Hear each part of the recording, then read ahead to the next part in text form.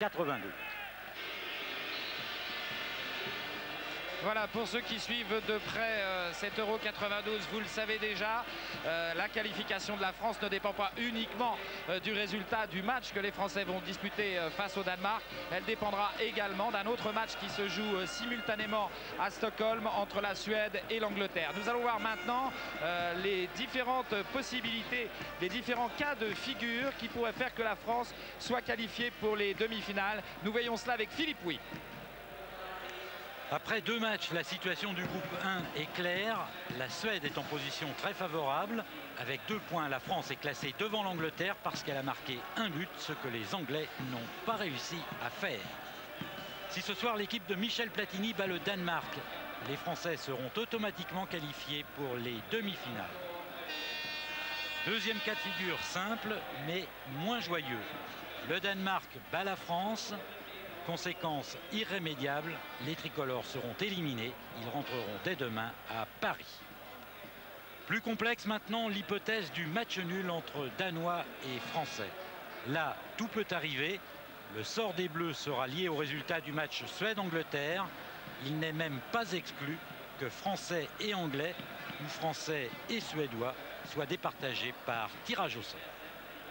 Alors justement, Thierry, Jean-Michel, bonsoir. Nous n'avons pas pour habitude de gâcher le suspense d'un match qui sera diffusé en différé par nos amis du service public, et ce sera le cas ce soir. Mais ce soir, il est impossible de faire autrement, Thierry. Nous serons obligés de suivre l'autre match au but par but, s'il y en a bien sûr. Oui, effectivement, et puis pour nous donner un petit peu bonne conscience, eh bien, nos amis du service public, comme vous dites, seront peut-être obligés de faire la même chose demain, puisque nous retransmettrons la partie entre la CEI et l'Écosse, alors qu'eux retransmettront le fameux Allemagne-Pays-Bas, et ça sera exactement le même cas de figure. On est obligé dans un match comme celui de ce soir, où la qualification dépend aussi de l'autre, de donner l'évolution du score du match entre la Suède et l'Angleterre qui se jouera à Stockholm. Alors, si vous voulez, de temps en temps, eh bien, bouchez-vous les oreilles. Mais nous, obligatoirement, pour suivre la soirée, on est obligé. Thierry, Jean-Michel, nous voyons maintenant la composition des équipes et de nouvelles modifications au sein de l'équipe de France. Oui, on a deux changements de part et d'autre. 2 changements du côté français avec 2 rentrées de 2 gauchers, Christian Pérez et Pascal Vairua, histoire sans doute de rééquilibrer cette équipe à la place de Luis Fernandez, qui a d'ailleurs été très bon contre les Anglais, qui avait été une des grandes satisfactions.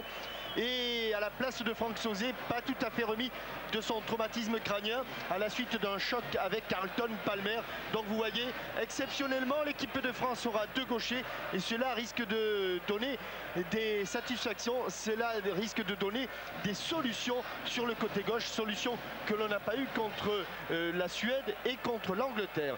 2 changements également du côté du Danemark, une pour insuffisance de performance, sortie de Ben Christensen et remplacé par Torben Frank, et l'autre malheureusement Kim Vilfort a appris que son fils avait une leucémie. Il a été obligé de rentrer immédiatement au Danemark, et c'est Henrik Larsen avec son numéro 13 et qui va le remplacer. Bien sûr, l'homme à surveiller, il porte le numéro 11, il est derrière Poulsen et Frank, c'est le meneur de jeu, c'est Brian Laudrup. Et oui, vous l'avez dit, Jean-Michel, ce sera l'homme à surveiller pour les Français, numéro 11, mais milieu de terrain. Sa présentation maintenant par Pascal Praud. Il est rapide, il est perforant, il est doué, il est jeune et il est déjà connu. Laudrup, pas Michael, le joueur de Barcelone, mais Brian, le cadet de la famille, attaquant au Bayern de Munich. Laudrup a 23 ans et un joli caractère. Il n'hésite pas à critiquer l'équipe de France. J'ai été très déçu par l'équipe française au vu de ces 2 premiers matchs. Je pense donc que c'est possible d'arracher le nul, voire de gagner. Hier, durant la conférence de presse de leur entraîneur Müller-Nielsen, les Danois ont joué à la bataille navale. Aujourd'hui, ils veulent couler l'équipe de France. Ils en ont les moyens avec ce meneur de jeu classique dans la grande tradition des numéros 10, Platini, Chifo ou Giresse. Sa grave blessure au genou appartient au passé. Laudrup. Voilà, dans un court instant, nous allons revenir au Malmö Stadion pour nous y retrouver, bien entendu, pour le coup d'envoi de ce match. Une page de pub et à tout de suite.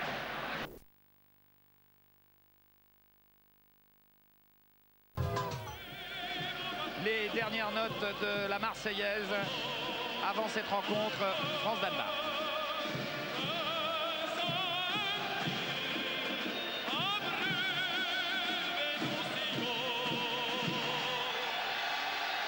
Voilà, les supporters français un petit peu perdus au milieu du grand nombre et de la majorité de supporters danois qui n'ont que quelques minutes de traversée pour venir ici.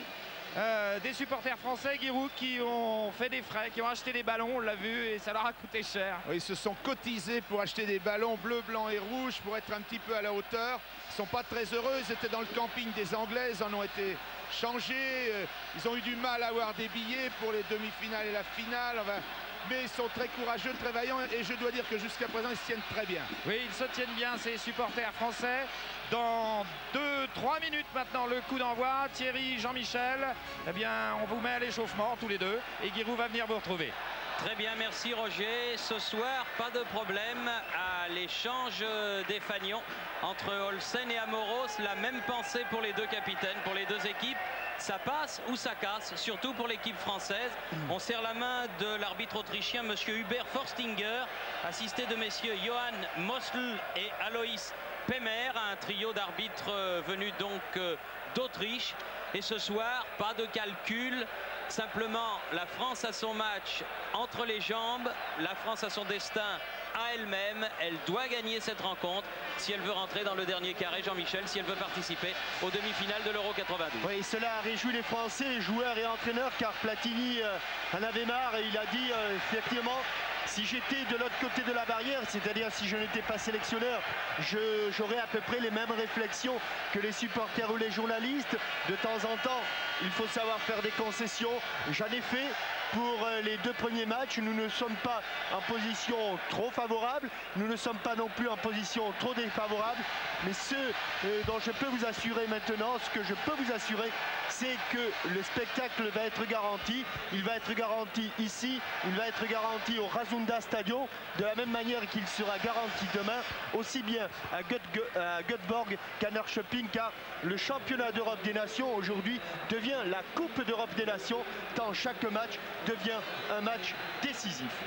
Alors c'est une équipe de France que nous allons redécouvrir, car en fait beaucoup le disaient, c'est ce que disait notamment Jean-Pierre Papin, le véritable Euro, eh bien il commence aujourd'hui. Papin qui essaye de piquer un petit peu le ballon à monsieur Forstinger, voilà, il y est arrivé pour le placer dans le rond central pour ce France en faveur des Danois. Souhaitons aujourd'hui que, comme ce fut le cas au Parc des Princes en 84, l'équipe de France puisse prendre sa revanche. Soleil couchant dans les yeux de Bruno Martini qui dégage ce premier ballon. Christophe Thé, loin dans les tribunes. Et cela n'a vu Christophe Thé à côté de Jean-Pierre Papin, c'est que ce demi-défensif qui joue au Danemark, à Brøndby, va le prendre en individuel. Ce n'est pas tant Eric Cantona qui a fait un mauvais plat du pied sur cette volée que Manu Amoros qui avait envoyé une balle très sèche. Autre indication, Christian Pérez est en position de meneur de jeu et Pascal Vairua bien sûr le long de la touche ici avec les Bleus comme il l'est avec la JOCR. Olsen, Christophe Thé, Sivbaek. Christophe Thé, Sivbaek renverse de l'autre côté vers Andersen. Avec une faute sur de Manu Amoros.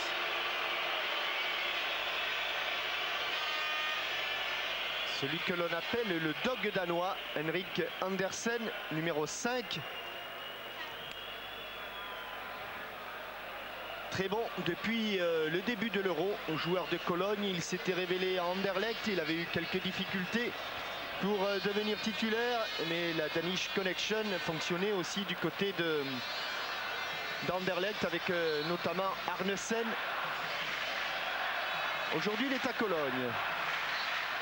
Le coup franc va être joué par Christophe Thé du pied gauche.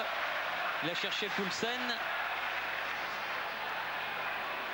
Talonnade manquée de Franck et contre-attaque menée et contrée, avortée tout de suite par Poulsen qui a donné à Laudrup, contrée à son tour Ballon qui va jusqu'à là-bas de l'autre côté à Nielsen, Kent Nielsen, qui joue avec Christophe Thé. Vous savez que la clé du match dépend de la performance de Brian Laudrup. Eh bien, Brian Laudrup est pris en charge par Didier Deschamps. Le capitaine Olsen, Christophe Thé. Un Malmö Stadion, je dirais, presque totalement danois, malgré les supporters français dont vous parlez, Guy, tout à l'heure, qui sont venus des 4 coins de France, comme toujours. Il y en a du PSG, de Brest, il y en a qui sont venus d'Alsace, des Vosges, de Rueil-Malmaison, de Fézin, de Saint-Marcelin, bref, de partout. Ils sont là pour soutenir l'équipe de France. Durand, pas la tête, mais le pied. Andersen qui a joué devant, interception Boly. Et ballon en sortie. Deux équipes un petit peu contractées en ce début de match. Il est évidemment capital pour l'équipe de France. Pour le Danemark, c'est pas tout à fait le même cas de figure, encore que sait-on jamais. Oui, ce serait la première fois qu'une équipe, depuis que le tournoi est à 8, qu'une équipe ne comptant qu'un point après 2 matchs se qualifierait pour la demi-finale, mais il faut bien que ça arrive un jour. Souhaitons que ce ne soit pas pour ce soir. Casoni. Alors que du côté du Rasunda Stadium, David Platt vient d'ouvrir la marque pour l'Angleterre. Cantona en profondeur pour Pérez, mais sortie de Schmeichel. Alors pour l'instant, sont qualifiés la Suède, l'Angleterre et la Suède. Avec une faute, la Suède et l'Angleterre, je pense, au bénéfice des 2 buts marqués pour les Suédois.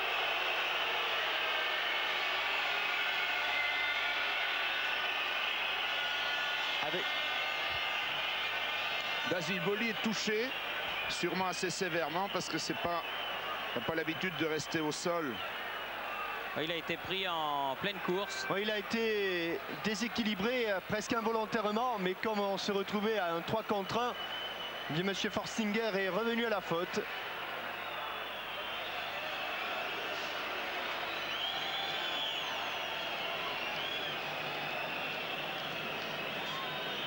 Cantona, dépossédé du ballon.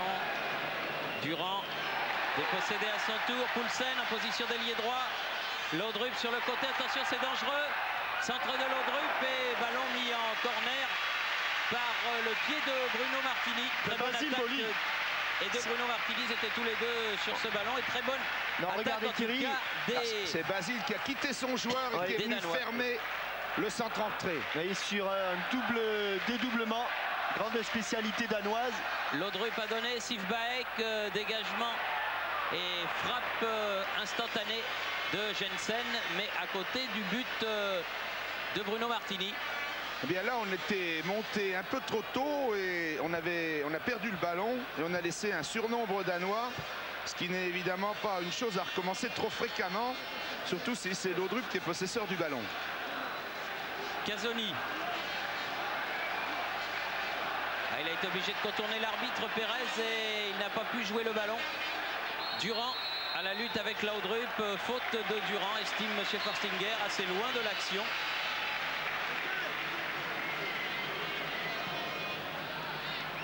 Laudrup avec Poulsen.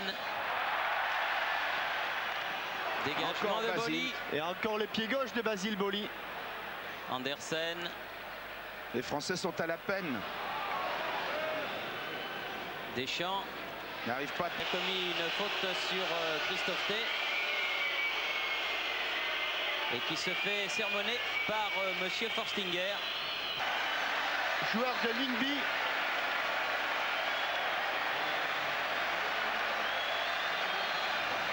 Une équipe de France que l'on avait senti emprunter au cours de ces minutes initiales et qui se voit tout de suite sermonner au tableau d'affichage par ce but d'Henrik Larsen. Espérons que d'être mené au score va permettre aux Français de s'exprimer normalement, ce qu'ils n'ont pas fait depuis le coup d'envoi. Vairua, dépossédé par Sivbaek. Franck, et ballon en retrait Et pour l'instant, la Casoni. France est 4e de son groupe. Boli. Pérez.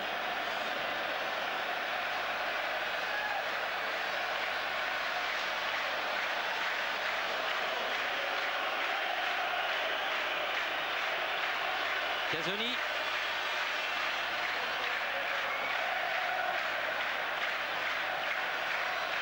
Vairua.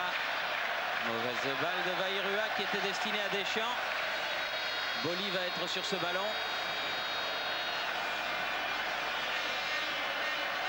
Laurent Blanc.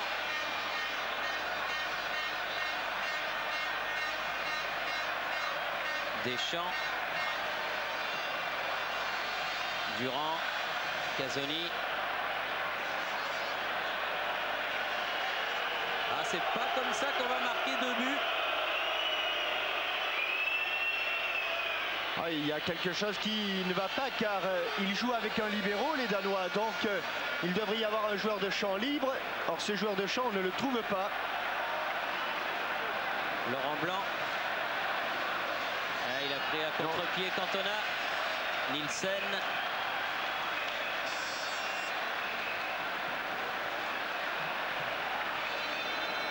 Poulsen à la lutte avec Blanc, tête de Boli. Deschamps. Un ballon qu'il faut mettre à terre. Olsen avait Voilà ce que fait redégagé. Basile Boli. Boli dépossédé. Laudrup face à Amoros. Bien entre les deux joueurs. Franck accroché par Boli. Et coup franc contre l'équipe de France.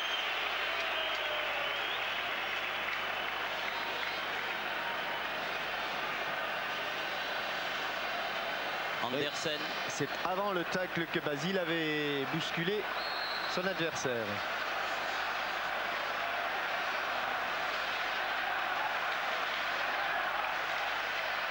La tête de Casoni. Sivbaek qui remet le ballon en jeu. Sivbaek à nouveau avec Poulsen. Christophe T. Sivbaek qui n'est pas hors jeu. Attention au centre de l'arrière droit de Monaco. Oh, que c'était dangereux. Oui, avec Pascal Vairua qui s'est arrêté sur ce 1-2. Et John Sivbaek, lui, n'a pas manqué son centre enveloppé. Et Jensen arrive en courant. Et Amoros met ce ballon en corner. Ah, ça ne fonctionne pas du tout pour l'instant. Andersen, non, finalement, laisse le ballon à Laudrup pour ce corner. Laurent Blanc.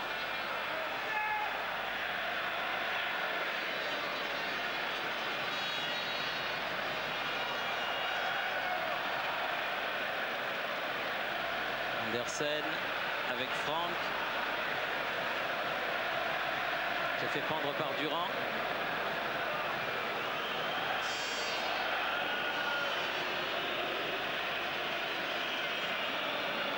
Et toujours ces problèmes de transmission, car pour l'instant, Schmeichel, début de match très tranquille. Pas de faute, a dit M. Forstinger. Là non plus. Avantage. Laudrup. Laudrup. Ah, c'est bien fait ça. Avec Deschamps. Il a pu se retourner, centrer. La tête de Franck, non. Le ballon lui a été retiré par Laurent Blanc. Mais comme c'était bien fait de la part de Laudrup qui avait embarqué toute la défense, qui dans un dribble pivotant, sans regarder, avait senti qu'il y avait Poulsen au second poteau. Durand avec Vairua. S'est fait prendre régulièrement par Sivbaek. Poulsen.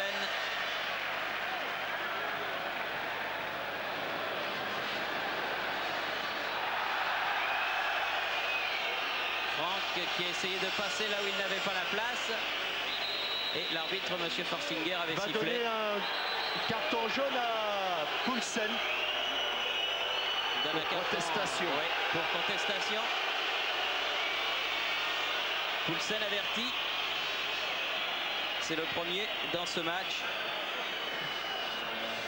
Le problème de l'équipe de France pour l'instant, c'est qu'elle n'arrive pas du tout à tenir la balle.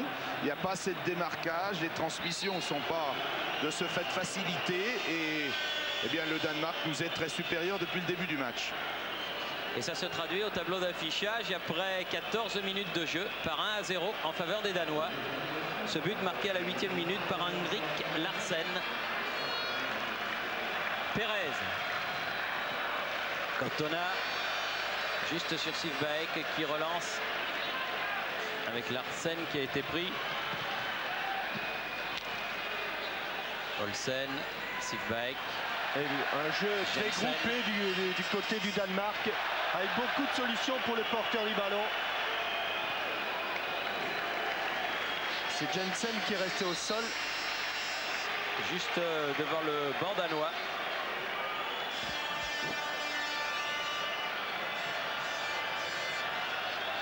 Et une équipe contact du Danemark. Avec Casoni qui est appelé par l'arbitre et qui va prendre un carton jaune. L'arbitre n'avait pas sifflé coup franc car il avait laissé l'avantage, mais il avait vu la faute.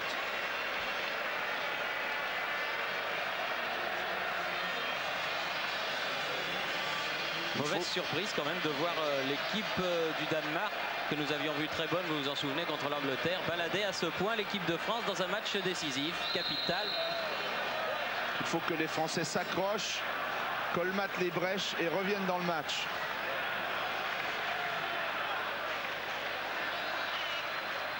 Amoros, Perez.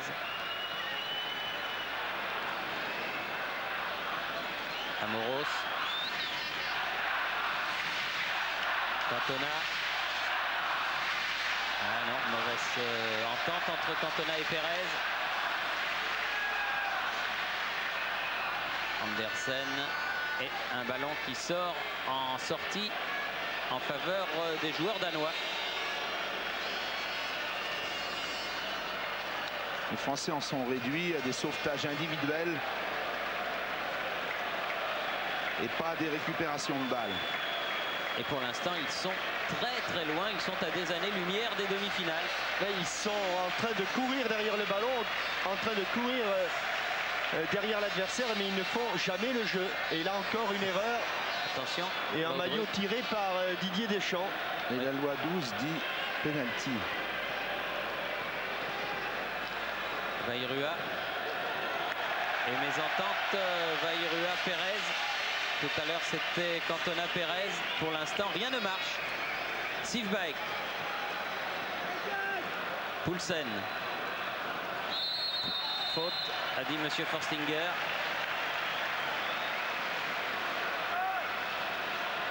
Il n'est pas vraiment sur l'action à la manière de ce que faisait Monsieur Wurtz, mais il voit bien les coups, Monsieur Forstinger. Beaucoup de calme dans le jeu danois pour l'instant. Laudrup. Et ça ne manque pas d'inquiéter. Laudrup encore. Ah, il a été trop loin là. Heureusement que Pascal Vairua ne l'a pas touché.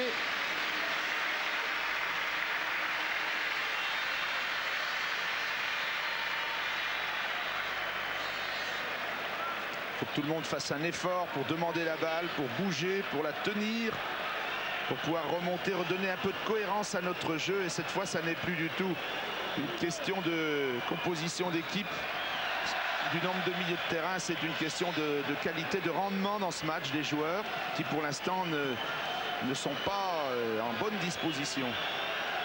Amoros sur le côté droit, face à Franck. Cherche Deschamps. Mais Olsen, le capitaine, a pu donner à Schmeichel, son gardien. Voilà, le premier ballon touché par Schmeichel, il a fallu que ce soit donc le capitaine et Lars Olsen qui le lui transmettent. Christophe T.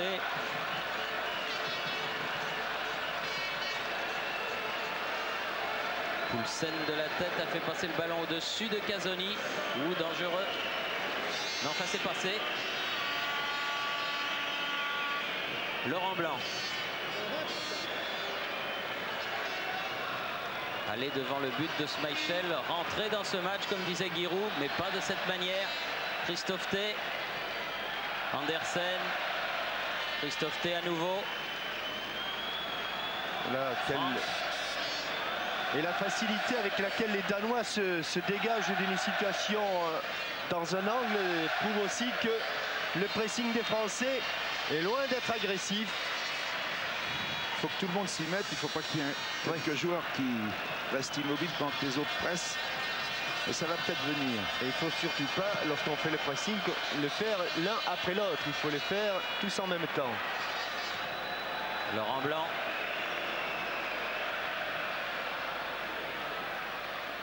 Nielsen est à la lutte avec Cantona. Olsen, Papin. On va tenter quelque chose de difficile là, Jean-Pierre Papin. C'est le Andersen. Larsen. Interception. Et un choc sévère entre les deux numéros 7, Jensen et Deschamps. Pas trop de bobos, heureusement. Sivbæk. Andersen. Et alors que du côté français, on essaie d'aller vite et qu'on perd souvent le ballon trop vite, et bien du côté danois, le principe de jeu, c'est régularité, continue de jouer, ne se laisse pas tomber, compte sur ses qualités plutôt que sur l'arbitre. Vairua, centre, bonne intervention de Schmeichel. Première attaque française. Ça va peut-être venir. Hors-jeu, Poulsen. Ah, attention, monsieur Poulsen, vous avez déjà un carton jaune. Laurent Blanc. Christian Pérez. Voilà, deux fois qu'il est mis en bonne position. Ah oui, c'était pour Cantona, mais il y avait le marquage de Nielsen. Ça fait rien, ça vient. 22e minute, on est à la moitié de la première mi-temps. Laurent Blanc.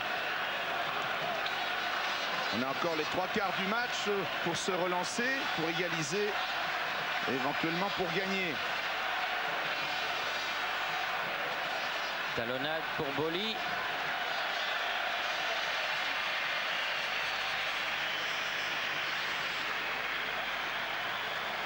Schmeichel et Olsen.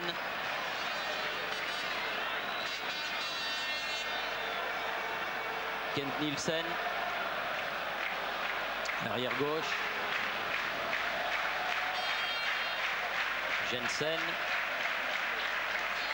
Nielsen. Andersen.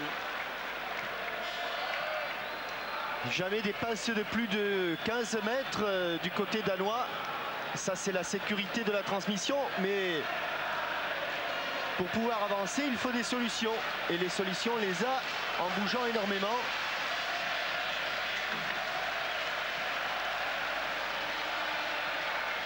Le mouvement est du côté du Danemark. Nielsen. Ils font le même match que contre l'Angleterre. Franck. Ballon mis en touche par Boly.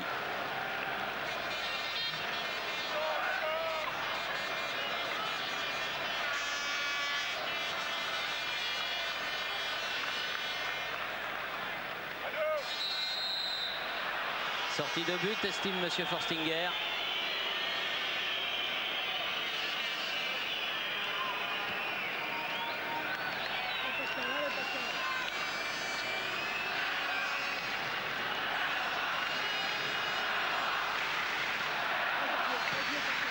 Vairua. Elle est bonne. Papin. Encadré par 3 rouges. Amoros derrière. Vairua. Pour plus jouer ce ballon de la tête. Elle a dépassé tout le monde et elle reste dans les pieds ou plutôt dans les mains des Bleus. Durand. Durand pour la remise en jeu avec Pérez. Durand à nouveau. Ballon contré, mais Schmeichel a pu s'en saisir avant qu'il ne sorte.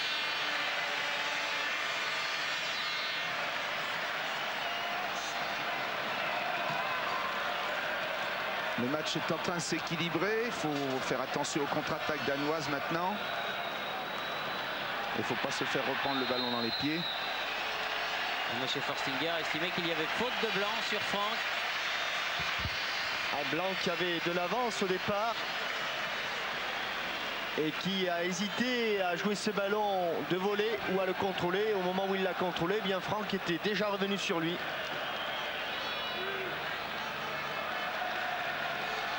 Andersen pour tirer ce coup franc.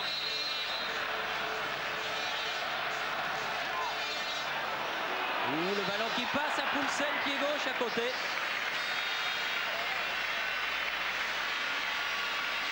Et d'un coup franc qui était à moitié manqué au niveau de la frappe, qui a traversé toute la ligne d'attaque et toute la défense française et qui est arrivé sur le pied gauche de Poulsen. Un peu trop à angle fermé pour l'attaquant danois. Perez avec Amoros.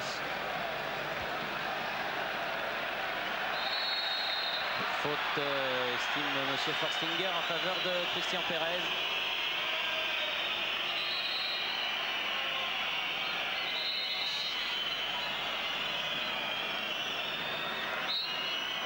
Amoros a remis le ballon où a été commis la faute, a joué avec Casoni. Blanc.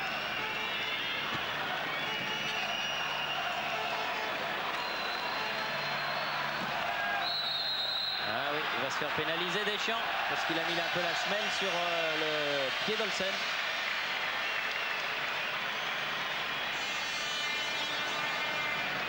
Et une fois de plus, les Danois vont pouvoir se dégager.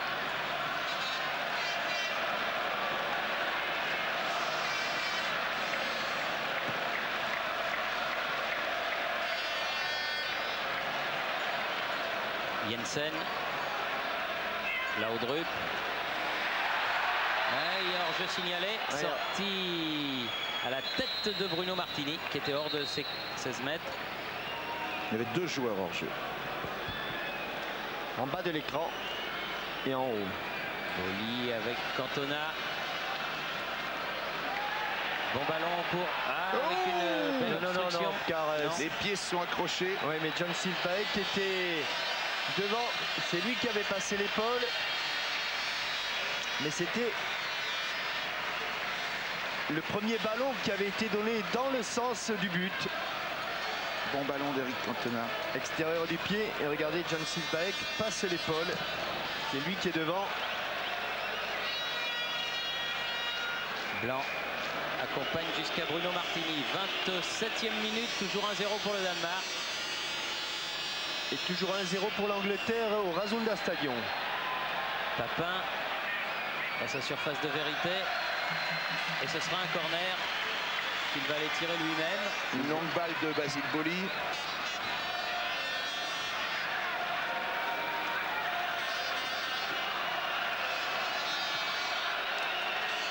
On mise tout sur le jeu de tête puisque d'habitude Papin est à la volée, pas à la tête. Et cela, il tire les corners très bien d'ailleurs en général.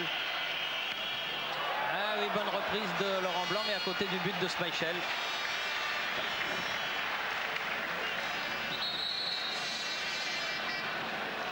Avec un Pascal Vaillirua surpris et tout près du ballon. Il n'a pas eu le temps de tendre la jambe.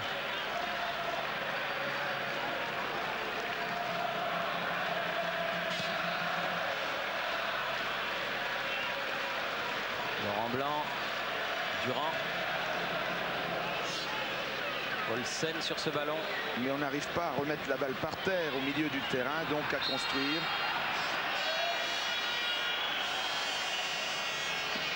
Ce n'est pas un manque de nombre de joueurs comme ça pouvait l'être contre la Suède.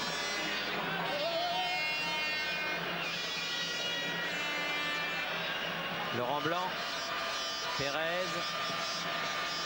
Pour Vaillirua, mais ça allait loin. Ah oui, ça allait trop loin. C'était injouable ce ballon. Luis Fernandez est en train de s'échauffer sur les ordres de Michel Platini. Michel sent que l'ancien peut remettre un peu d'ordre, peut redonner un moral positif à tout le monde.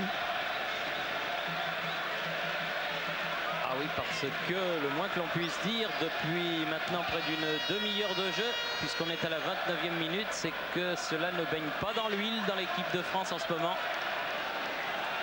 Et il y a vraiment une seule équipe sur le terrain, c'est celle du Danemark.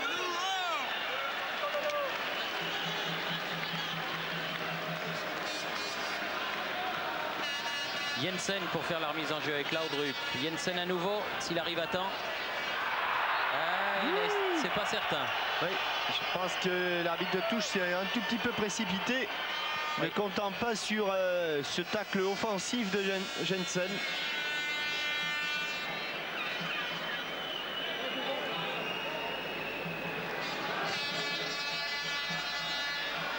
Cantona n'a pas pu sauter. Poulsen.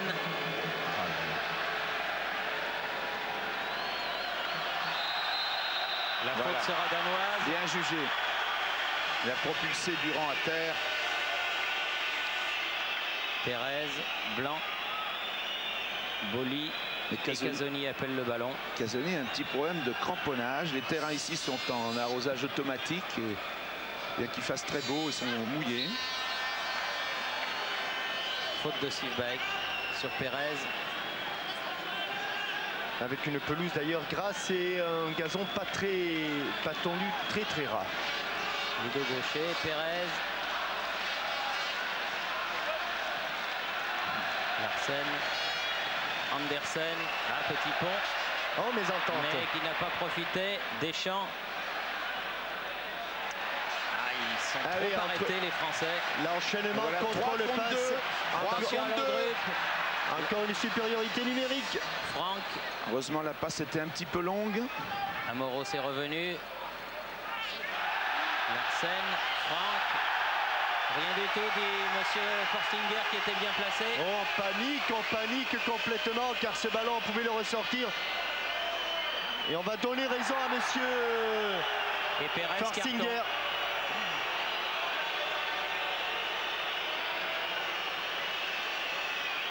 Pérez qui va être appelé par monsieur Forstinger. Venez. Et carton jaune. Le deuxième après Casoni.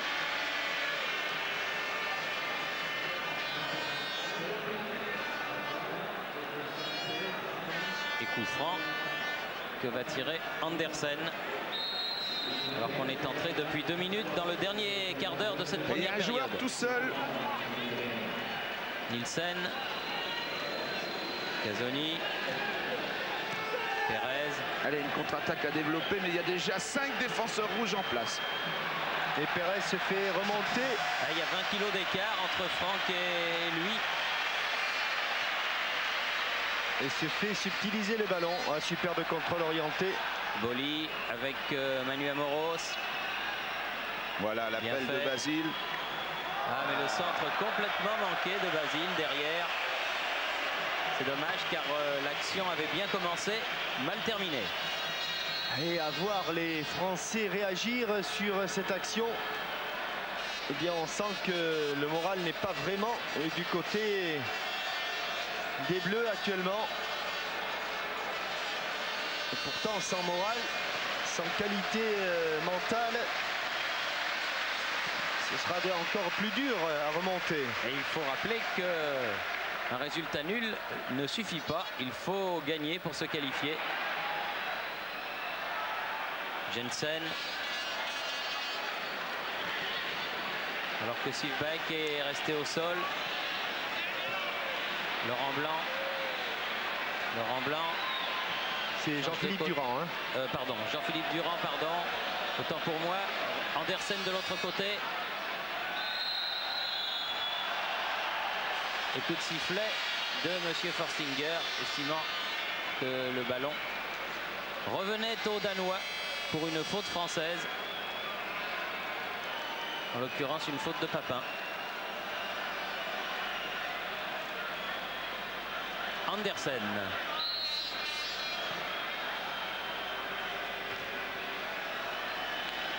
Toujours pour les Danois. Boli a sorti le ballon. Sur le plan défensif, Basile est à peu près le seul à être à la chute du ballon au bon moment.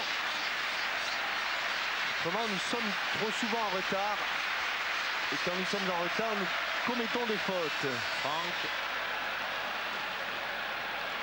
Amoros qui réclame le bénéfice de la touche. Il estime que Franck a touché du pied ce ballon. Ce n'est pas l'avis de monsieur Forstinger. Et attention, une longue touche danoise. Avec Franck au premier poteau, Poulsen derrière lui, Laudrup. Et maintenant, de Kent Nielsen. Et c'est Laurent Blanc qui dégage. Amoros. Ah, une bonne position de contre-attaque. Pérez dans l'axe pour Papin. Ah, il a talonné pour Cantona. Cantona qui frappe croisé, mais ça passe pas loin de la lucarne, mais c'est à l'extérieur du but de Schmeichel. Oui, avec là par contre un bon appel de balle de Jean-Pierre Papin qui était dans son coin favori. Il préfère talonner un contre favorable sur Lars Olsen. Et au second rebond, une demi-volée qui n'a pas dû passer très loin de la lucarne de Schmeichel. Il faudrait encore une ou deux actions comme ça pour confirmer le retour dans le match de l'équipe de France. Ah, Papin qui a joué derrière avec Deschamps. Mais interception danoise. Avec Larsen qui s'est fait prendre par Blanc. Amoros. Le contre est favorable aux Bleus. Il faudrait une ou deux actions comme celle-ci pour remettre un petit peu les joueurs en confiance et relancer l'équipe de France dans le bon sens.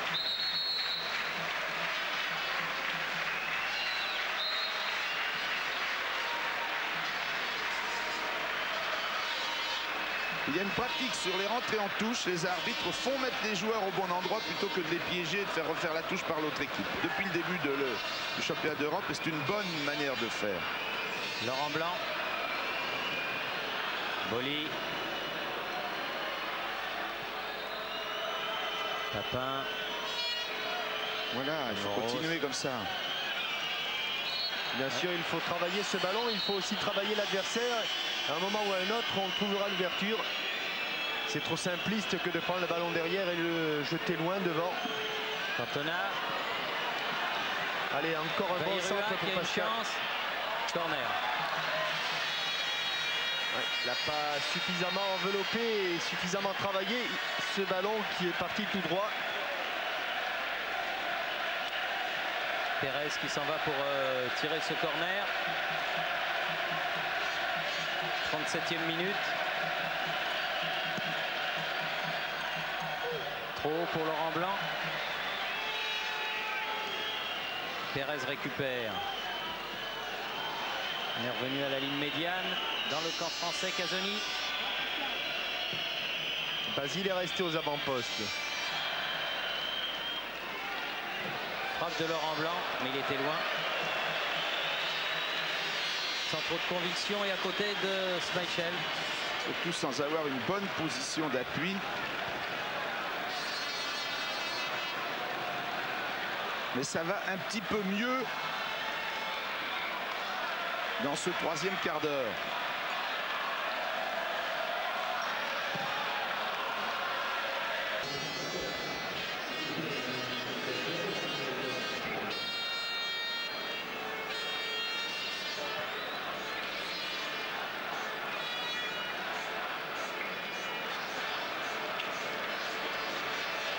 Torben Frank dont on parle du côté de l'Olympique lyonnais. Ces bonnes performances ne vont pas arranger la facilité des tractations sans doute. Andersen. Boly. Sivbæk qui remet. Il n'est pas en jeu. Franck. Ce Torben Frank. Ouh, il a manqué sa frappe. Quelle occasion, là il était tout seul. Il a pratiquement eu même 2 occasions, mais il les a manquées toutes les deux. Ah, et on a une petite maladie, et grave maladie même du côté de la défense française, c'est de laisser rebondir ce ballon, soit sur les dégagements, soit sur les longues transversales. Et ces ballons qui rebondissent, ils sont favorables aux attaquants. Deschamps. Cantona. Ah, ils sont 4 autour de lui. Il n'y a que des rouges, pratiquement pas de bleus. Amoros a le contre. Faute. Faute de Christophe T. Non, ça vaut le coup de s'appliquer sur ce coup franc.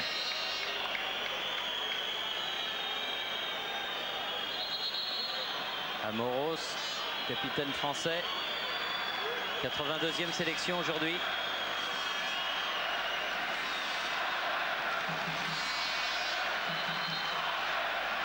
Bien le donner, bien le doser.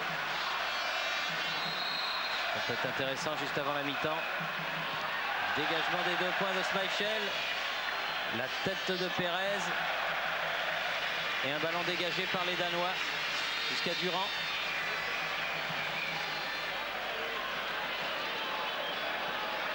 Amoros dans les 16 mètres. Il a commis la faute sur Christophe Thé. Et ce sera un coup franc.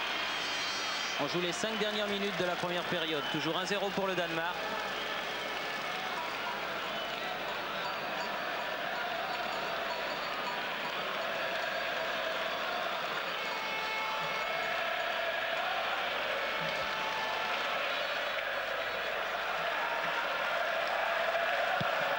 Et toujours pour l'instant les 2 qualifiés, Angleterre et Suède.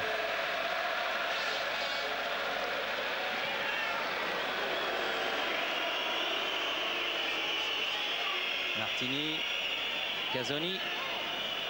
Luis Fernandez continue de s'échauffer, mais le changement ne va sans doute pas intervenir avant la mi-temps. S'il intervient. Durand, Cantona, ils ont été pris le ballon dans les pieds français. Franck, Andersen, Laudrup, Jensen, Olsen, Laudrup, Andersen, Laudrup qui est allé se replacer. Il y a beaucoup de mouvements sur toutes les actions. Il y a toujours 2 ou 3 solutions de passe. Les Danois ont eu un premier match très brillant contre l'Angleterre, un deuxième plus difficile contre la Suède. Et puis là, ils ont retrouvé leur aisance du premier match. Ouais, ce sont peut-être aussi les Français qui leur permettent de retrouver ces aisances. Pérez, interception de Franck, Poulsen. Sivbæk renverse le jeu vers le buteur, Henrik Larsen. Non, elle est rouge. Tu vas dire monsieur Forstinger, eh bien il la laisse au bleu. C'est l'œil de Basile qui a tout décidé. Casoni, petite erreur, attention, c'est pas n'importe qui, c'est Laudrup qui a bénéficié de ce ballon. Boli en couverture, heureusement. Et vous voyez comme on est 3 contre 1, 3 bleus contre 1 danois et on a du mal à s'en sortir. Alors imaginez ce que ça peut être à égalité numérique. Laudrup, attention, Amoros, attention. M. Forstinger, de toute façon, a donné coup franc à l'équipe du Danemark.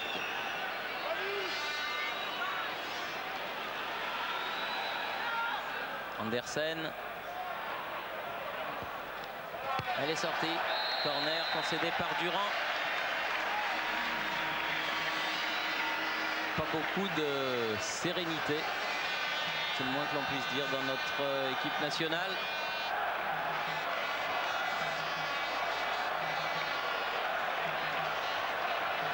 On pensait qu'on allait retrouver un petit peu de jeu à la française, mais on en a eu vraiment de tout petits épisodes au cours de ces 43 premières minutes. Jensen au-dessus. C'est lui, Jensen, qui avait tapé sur le poteau de Chris Wood. Ah oui, si ce ballon était rentré, les Danois seraient en passe de se qualifier. Ils n'ont peut-être pas encore dit leur dernier mot, sait-on jamais. Jensen, Olsen, Jensen à nouveau.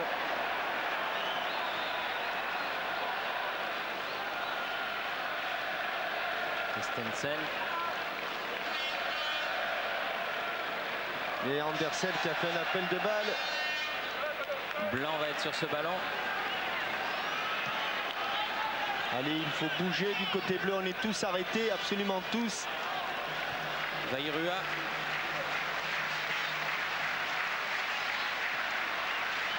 Récupération de Durand. Deschamps. C'est remis dans le sens de la marche. Cantona. Vairua. Oh, Papin un petit peu bousculé dans les 16 mètres. Va récupérer quand même ce ballon. Amoros, Deschamps, Boli est venu. Frappe de Boly contrée par Jensen. Alors qu'un joueur danois est resté au sol à la limite de la surface de réparation. Sur le tir de Basile. Joué. Non, l'arbitre a fait rentrer les soigneurs. Il n'avait pas vu que sans doute Christophe T, me semble-t-il, est resté au sol.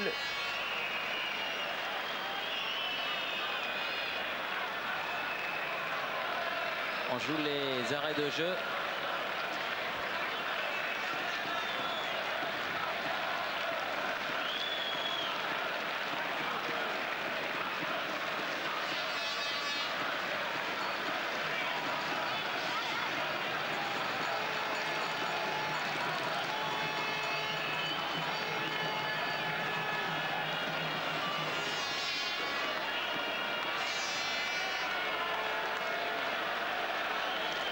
Alors que c'est peut-être un petit accrochage entre Papin et son garde du corps attitré pour ce match.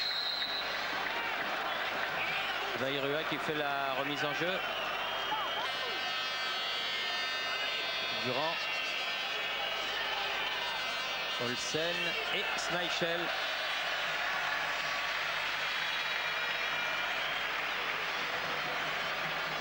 Une minute 15 que le temps réglementaire est passé.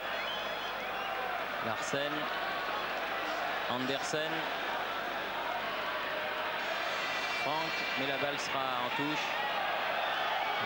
Accompagné par Franck. Oui, frappé même au-dessus. Voilà, il va prendre un carton pour une bêtise. Franck, voilà, pour avoir poussé ce ballon.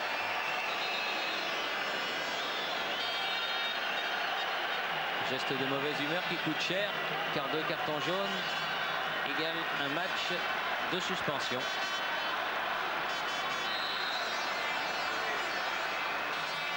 Blanc.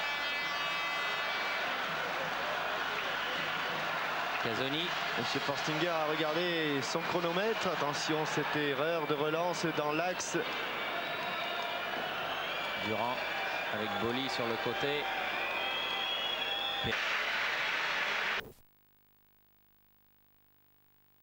Donné avec Luis Fernandez qui est entré, Jean-Michel. À la place de Pascal Vairua, c'est Christian Pérez qui a glissé sur le côté gauche.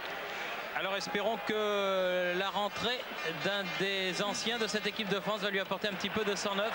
Avec une erreur d'Andersen là, Manu Amoros. Ils étaient mis à 2.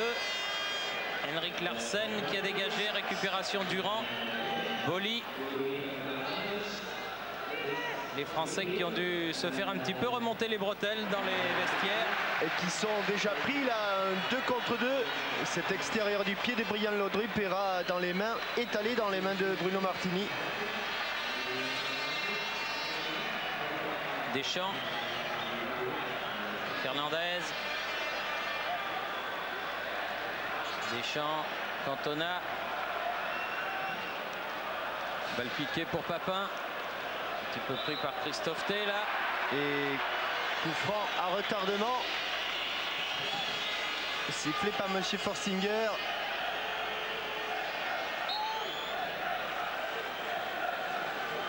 Maintenant, il faut investir le camp danois et ne plus reculer. Fernandez pour tirer le coup franc. Balle piquée, la tête de Boly. En sortie en faveur de Schmeichel. Alors que Henrik Larsen est resté allongé à l'entrée des 16 mètres danois. Il a heurté la tête de Basile Boly. C'est un coup de coude de Basile, oui. Après.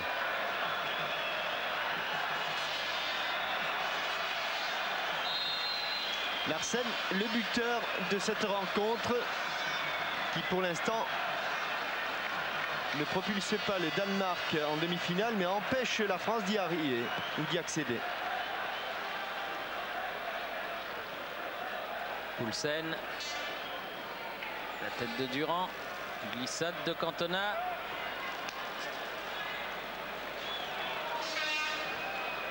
Casoni, Laurent Blanc, Deschamps. Laurent Blanc. Casoni avec Pérez.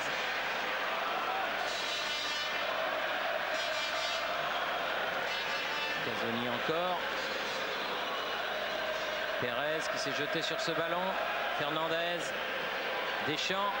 Ah, il a failli passer. Deschamps la récupère cette balle. Il est dans les 16 mètres. Frappe. Ouais, bien Schmeichel. Directement dans les mains. Il a un tout petit peu hésité, Didier. Il ne savait pas, comme il était arrêté, il se demandait s'il valait mieux frapper ou essayer de trouver un partenaire démarqué. En mouvement, il a frappé. Schmeichel sans problème. C'est tout de même le gardien de but de Manchester United. Schmeichel, c'est pas n'importe qui. Amoros le premier sur cette balle. Blanc. Papin. Durand. Fernandez. Amoros. Elle est sortie. Non, il n'y a pas faute, Luis, mais était-elle entièrement sortie? Il me semble qu'elle était entre les jambes de... Oui, faute à siffler M. Forstinger ou touche? Non, touche. Finalement, touche.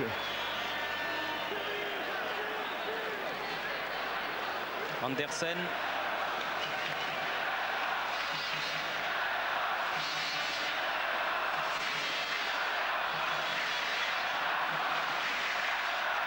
Casoni, Fernandez. Ah, c'est un petit peu obstruction. Coup franc pour le Danemark. Jensen, Olsen, Sivbæk, Larsen. Bien ratissé ce ballon par Didier Deschamps. Papin, Durand. Pérez. La tête est bien de Cantona, mais bien placé Schmeichel. Oui, mais ça fait de bonnes actions devant le but de Schmeichel. Cette frappe de Deschamps, ce coup de tête de Cantona. Souvenez-vous, en 45 minutes, on n'avait pas été aussi gâtés, les 45 premières. Et attention, parce que le chrono va... Sivbæk. Nielsen. Vers Poulsen, la tête de Casoni, le ballon n'est pas sorti, sauvé par Durand, Blanc, Deschamps. Là, les contres redeviennent bleus. À nouveau Durand, oui mais il faudrait marquer pour revenir dans le match. Pérez. Les Danois sont groupés, il ne faudrait pas perdre la balle comme ça. Attention, le contre là est danois. Et l'autre est dans l'axe. L'autre est dans l'axe. Oh là bon. Et Boli. Basile, formidable. Par derrière. Coup franc. Oui, il a joué la balle.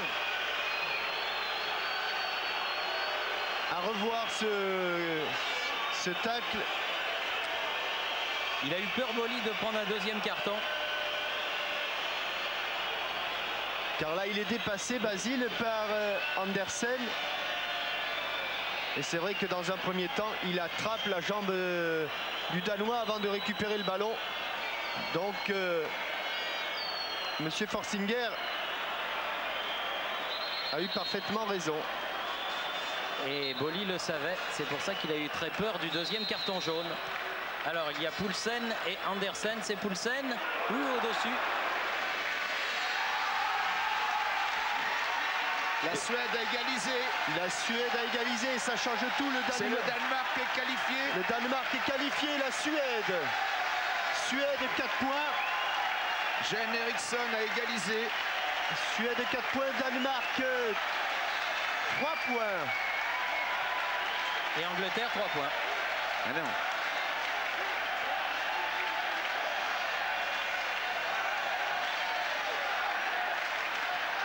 Avec les Danois et Boli en couverture qui donne à Bruno Martini. Égalité parfaite pour les Danois qui ont encaissé un but et qui en ont marqué un. Et égalité parfaite pour les Anglais qui ont marqué un but, qui en ont encaissé un.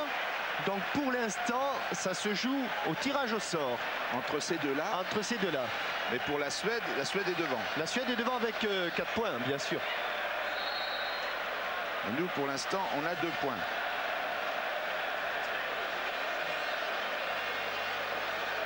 Laurent Blanc. Alors, maintenant, avec ce résultat 1-1 là-bas au Razunda Stadium, si nous égalisons, c'est nous qui passons de second, ou plutôt deuxième. Exact. Mais il faut égaliser. Cantona, ballon mis en sortie par Nielsen. Et on joue la 8e minute de la deuxième mi-temps. Amoros. Et le petit Pérez qui pousse trop loin son ballon. Sortie de but en faveur de Schmeichel. Comme contre la France, but de la tête sur un corner. Avec le même frappeur et le même joueur de tête du côté de la Suède. C'est-à-dire Yann et Eriksen, alors si c'est ça. Laurent Blanc. Casoni.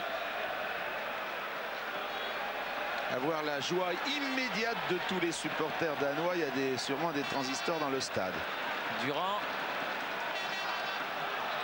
Faute. Elle est sifflée.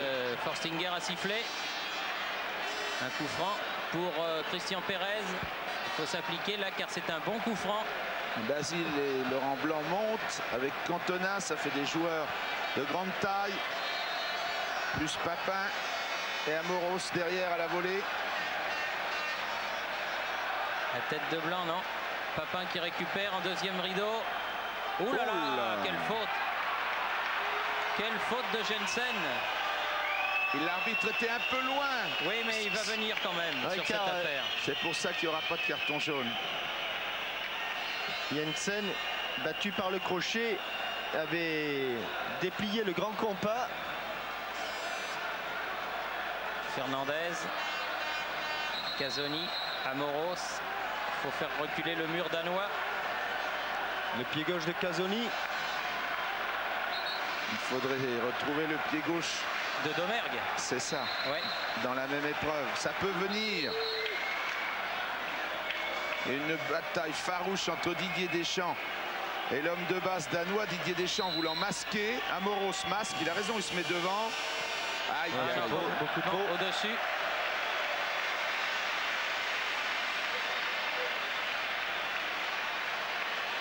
Alors que M. Forstinger est allé réprimander Brian Laudrup après ce qui s'est passé sur ce coup franc. Toujours est-il qu'il y a 10 minutes d'écoulées dans cette deuxième mi-temps et toujours 1-0 pour le Danemark. Alors qu'une chance inespérée donc s'offre à la France. Le Danemark n'a plus la maîtrise. Et que la Suède vient de mettre une tête sur la barre de Chris Woods. Encore sur corner. Oh, plutôt une épaule d'ailleurs. C'est une épaule qui a propulsé le ballon sur la transversale.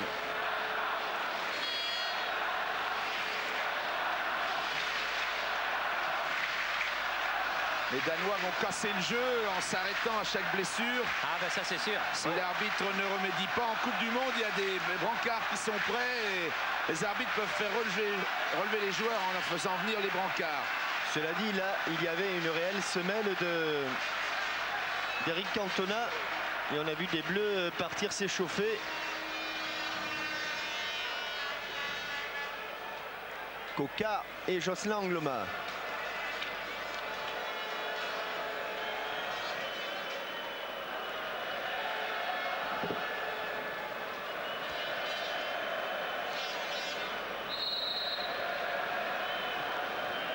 Olsen. Ils sont un petit peu moins saignants qu'en première mi-temps. Les Danois peut-être bons à prendre.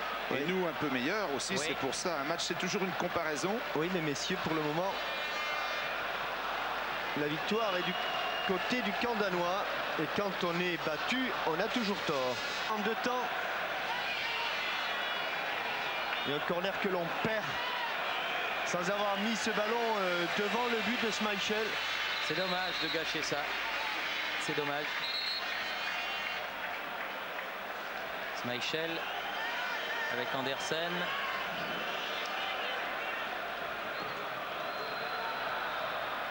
Boly.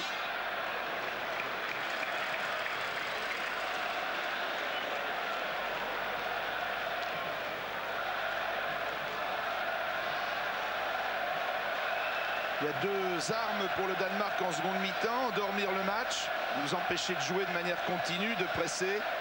Et puis la deuxième arme, c'est de marquer un but en contre. Mais là, c'est plutôt Cantona qui est en contre. Oui, mais il n'a pas pu prendre ce ballon. Attention, maintenant c'est Laudrup. Ça va très vite d'un but à l'autre. Oui, bon contre-pied de Laurent Blanc qui amorce une nouvelle contre-attaque française. Amoros, petit pont, va chercher Deschamps. Récupération Laurent Blanc. Voilà qui vient attaquer d'un côté, partir de l'autre. Deschamps. Ah, c'est trop loin. Ah, c'est un peu loin. C'est un peu loin pour tromper Schmeichel, d'autant que c'était à côté. 1m91 quand même. Et voici l'heure de jeu. Encore 30 minutes pour marquer un but. Et dans les circonstances actuelles, but qualificatif. Au moins un but. Mais l'autre match peut changer encore. Cru un moment que Jean-Philippe Durand avait laissé passer sa chance après le contrôle de la poitrine. Et puis, il nous a gratifié d'une talonnade. Il l'a fait vriller extérieur pied droit au second poteau. Là, il l'a fait vriller intérieur du pied au second poteau. Alors, pas d'euphorie maintenant, ne pas se griser. Essayer de gagner le match sans se découvrir, car il peut se passer d'autres choses dans Suède-Angleterre. Cette action était consécutive à débuter par un très bon travail de Cantona sur l'aile droite, qui a été d'abord contré, qui a repris le ballon, qui a fait un grand centre. Et il a choisi le joueur le plus excentré à gauche, Durand. Et Durand a pu donner à Jean-Pierre Papin juste avant la ligne du hors-jeu. Bien joué en tout cas de la part de Durand. Alors que Torben Piechnik est entré plutôt à la place de Kent Nielsen, le grand stopper. Kent Nielsen qui marquait précisément Eric Cantona et qui s'est blessé sur l'action qui a précédé le but. Il a fait un grand écart. Cette pelouse a des traîtrises pour tout le monde. Oui, car on vous le répète, les Suédois ne tondent pas l'herbe très ras. Et ils arrosent en permanence. Ils sont trop contents d'avoir du gazon puisqu'il y a de la neige 7 mois par an. Casoni. Les Français sont en confiance. Il y a des gestes techniques Cantona qui n'étaient pas tentés précédemment. Et on est même un petit peu mieux à la récupération du ballon. Quand on la perd, il y a encore quelqu'un pour la reprendre. On joue un peu derrière. Fernandez, Durand, Pérez, Fernandez à nouveau. Durand qui a poursuivi son action. Peut-être pouvoir ça. Non, trop loin. Elle est arrivée sur sa tête. Si elle était arrivée sur sa poitrine, ça aurait marché. Ah oui, parce que sur la tête, il a donné une impulsion au ballon. Sur la poitrine, il l'aurait amorti, ce ballon. Richard Møller Nielsen, l'entraîneur du Danemark. Et beaucoup de tension dans ce Malmö Stadion. Beaucoup de tension, je suppose, également du côté de Rasunda. Cantona à la lutte. Une petite permutation Cantona-Papin, peut-être pour faire souffler Papin. Papin est maintenant à droite de Cantona et Cantona un peu plus en pointe. Il est allé à la lutte pour prendre ce ballon, mais coup de sifflet de Monsieur Forstinger. Pour l'instant, Jean-Pierre Papin est le meilleur buteur avec Eriksson, le meilleur buteur de cet Euro 92.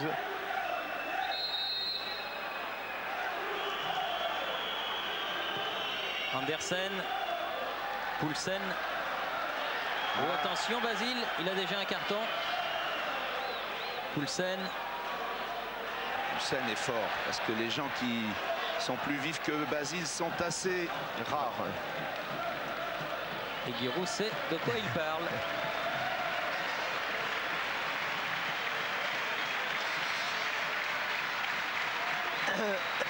Andersen pour faire la remise en jeu. On devrait assister à une fin de match palpitante car les Danois, bien sûr, au courant de tout ce qui se passe.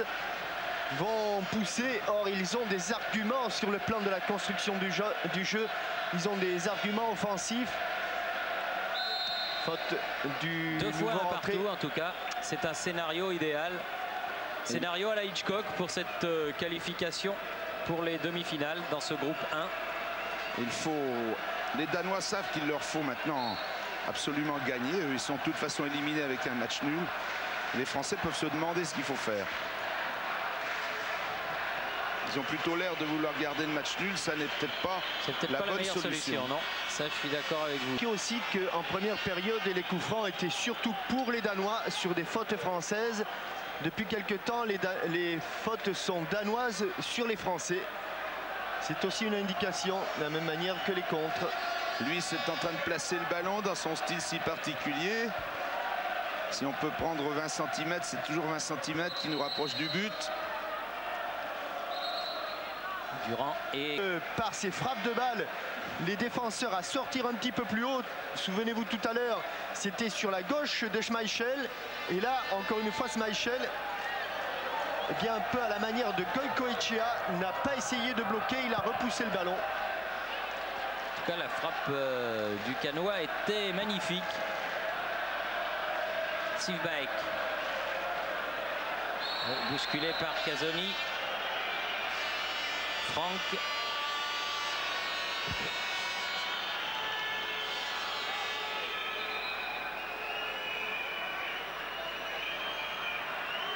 Encore un changement avec l'entrée De Helstrup. Helstrup à la place de Brian Laudrup. Ah. Sans doute beaucoup d'efforts pour Brian Laudrup. Les Français, tous dans leur camp en défense. Lars Helstrup. Andersen sur le côté. Qui lui aussi. Deux contres favorables, il faut sortir. Bruno, lui aussi est au Danemark, à Odense. Durand.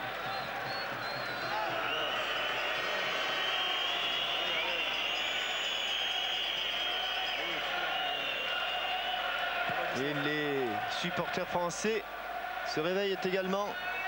Tête de Cantona, Olsen. Piechnik. La touche pour Jean-Philippe Durand. Trop extérieure cette balle.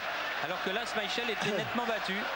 Les occasions sont françaises depuis le début de cette seconde mi-temps. 23 minutes de jeu. Une récompense, un but.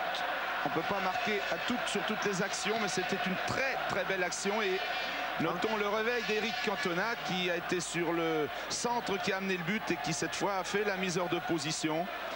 Il est en confiance d'ailleurs. Deschamps, un petit surnombre.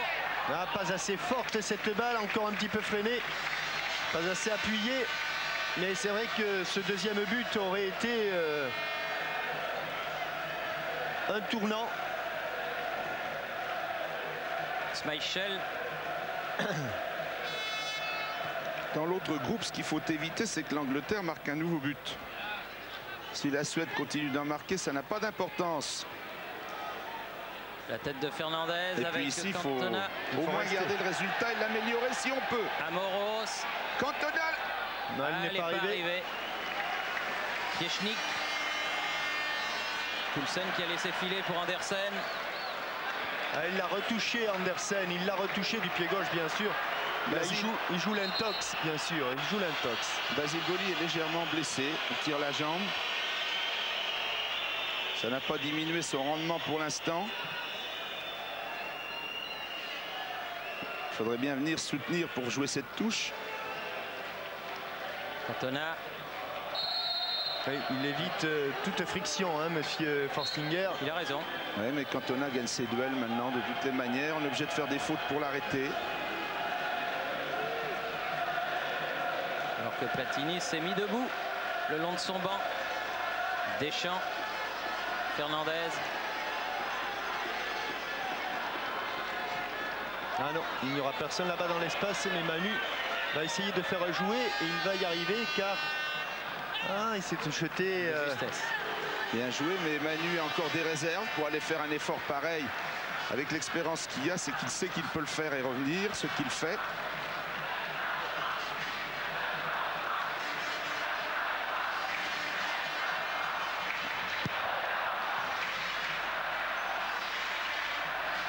Durand, Jensen, Sivbike.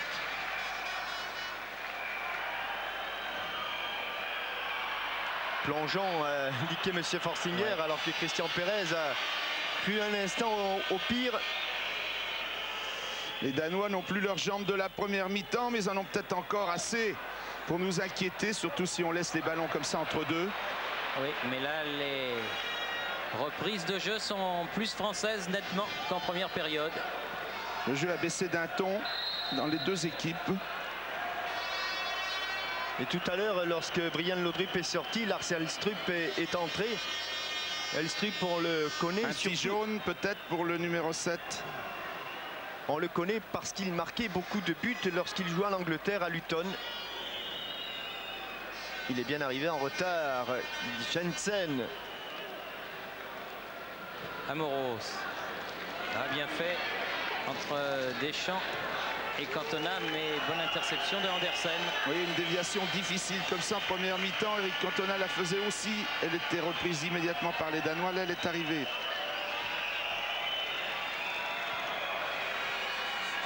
Schmeichel. Bloqué sur les dégagements. Il faudrait que tout le monde participe. Piechnik. Faute de lui. De M. Forstinger. Un coup franc en faveur du Danemark. Elstrup. Non, on préfère laisser à Olsen. Capitaine danois. Attention dans le dos, Basile. Attention dans le dos. Ce centre de Larsen. Ouais. Allez, Eric va l'avoir ce ballon. Cantona, non. Papin. Pas osé mettre la jambe Cantona. Mais là, en revanche, Deschamps l'a mise. Aïe, aïe, aïe. Deschamps. Ça va être un... Attention Didier. Ah, je crains pour lui. Non, ce sera le jaune. 4-1 au niveau des cartons, me semble-t-il. Oui, tout à fait. Personne n'en aura deux. Beaucoup pour de aller cartons. En finale, c'est pas trop grave.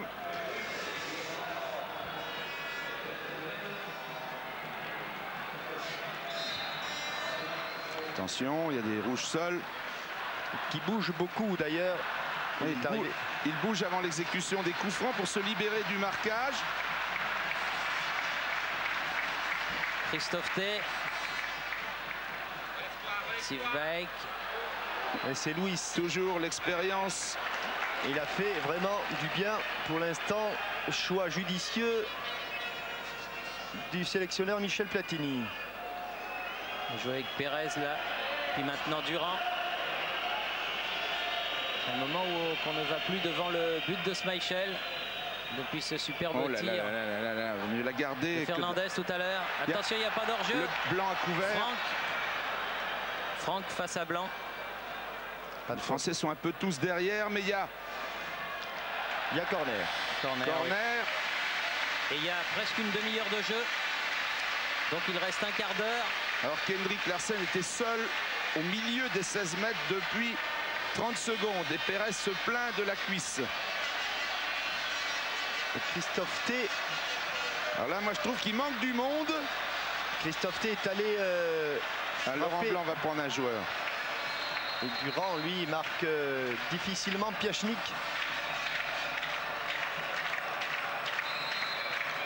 Ces corners sont difficiles. Bruno Martini a du monde devant lui.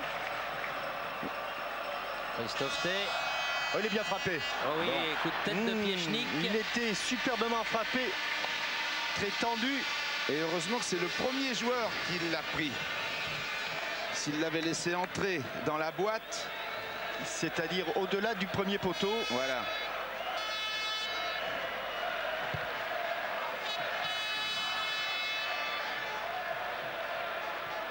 Sylvestre et Coquart s'échauffent du côté français.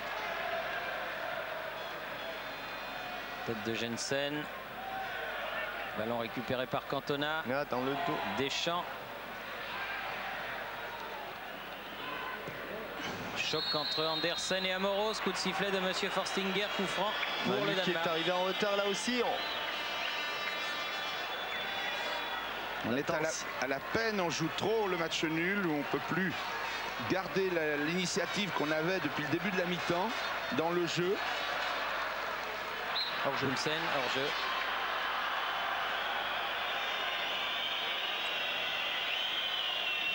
Il reste exactement un quart d'heure à jouer. Et le changement va arriver maintenant. C'est Jocelyn Angloma qui est resté seul sur la piste. Et donc qui va rentrer. Une piste où s'est rendu célèbre un Français. Car ici même, comme nous le rappelait Jean-Claude Perrin, pas tout à fait la piste, mais le sautoir, on va rester avec cette action. La balle est sortie. Dans le sautoir, savez-vous qui a le record du stade au saut à la perche ici, Thierry? Ah oui, c'est Boubka. Non, c'est Quignon.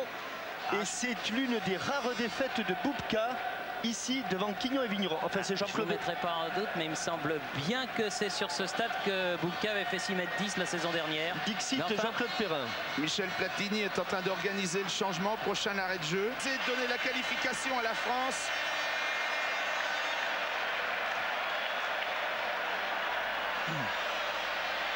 Il y a eu un petit moment de flottement dans l'équipe de France au moment de faire le changement. Ça arrive de temps en temps.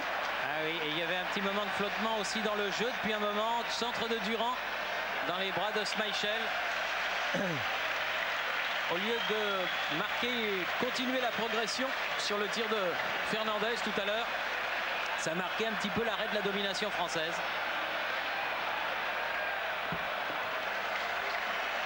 Timofte, Christophe T à Schmeichel.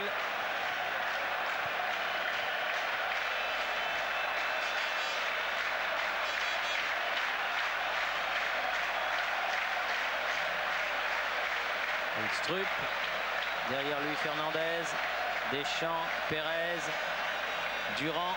Oui, voilà un bon ballon s'il arrive à temps. Non. Il laisse lever le drapeau. Elle est sortie. Elle est sortie cette balle. Cantona a tout fait pour la rattraper à temps. Il n'a pas pu. Schmeichel sur cette remise en jeu de la touche. Relance vers Andersen.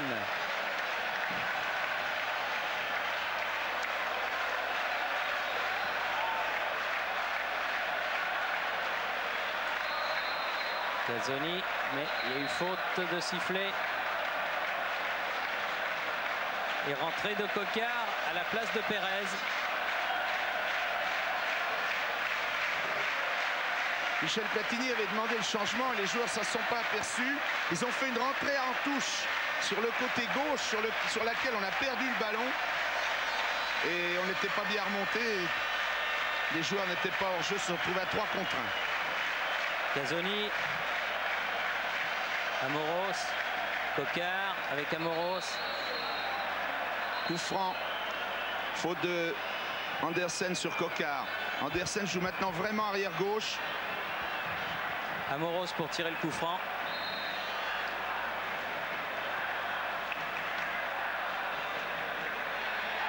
Dégagement. Évidemment, maintenant, ça va être héroïque du côté danois. Casoni. Coquard. Fernandez Luis fait la remise en jeu. Fernandez. Amoros. Ah, le centre a été contré au départ. Olsen. À tous les Danois dans leur moitié de terrain. Il reste 10 minutes à jouer. Basile Boli qui était monté, boîte bas. Quand on a contré, Boli. Piechnik. Boli. Andersen. Il ne faut pas la manquer celle-là, Casoni. Il n'a pas manqué. Oui, mais Basile n'a plus la force pour empêcher ce ballon de sortir. Elstrup laisse le ballon sur la touche et Andersen, sans trop se presser, vient faire la remise en jeu.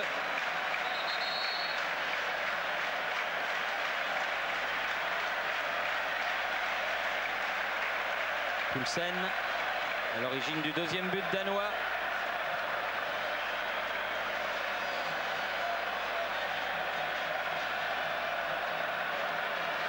Andersen fait la remise en jeu. Elstrup. Boly. Ah, il est sur une jambe, Basile Boly, depuis un moment.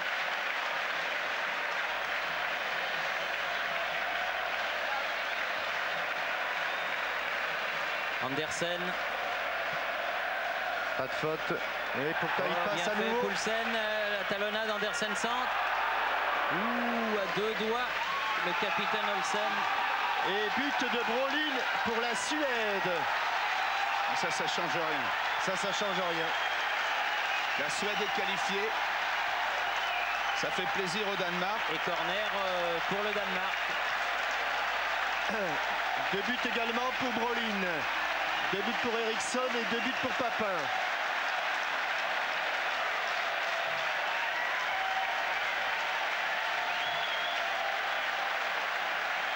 Ça prouve bien, ces deux matchs prouvent bien que quand on joue chez soi, c'est un petit avantage, même dans un championnat d'Europe. Or, la Suède joue chez elle et le Danemark joue à 10 km de son territoire. La tête de Piechnik. Boly, contré. Attention. Ballon toujours danois, Poulsen. Récupération Fernandez. Encore 8 minutes. Fernandez au sol. Boly avec Amoros à l'attaque. Cantona. Il était en jeu, Christophe Coca. Mais il va chercher le ballon.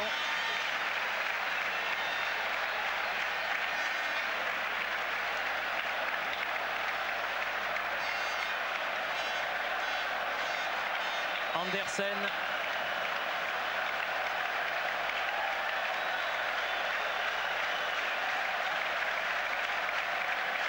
Deschamps, Olsen. Attention. De temps. L'arbitre a laissé l'avantage. Attention. Franck a centré. Amoros. Tu peux aider Dubras face à Jensen. Deschamps. Amoros. Attention, encore un contre de Elstrup.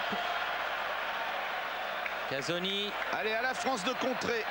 Ballon tout de suite perdu. On repart dans les pieds danois. Poulsen.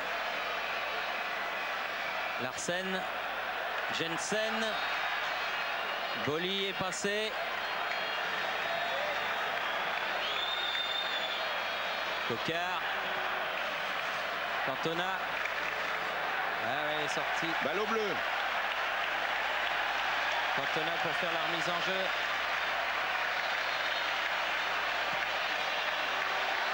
Oh, Cantona, attention. Geste de mauvaise humeur. C'est pas le moment. C'est vrai que c'est pas le moment.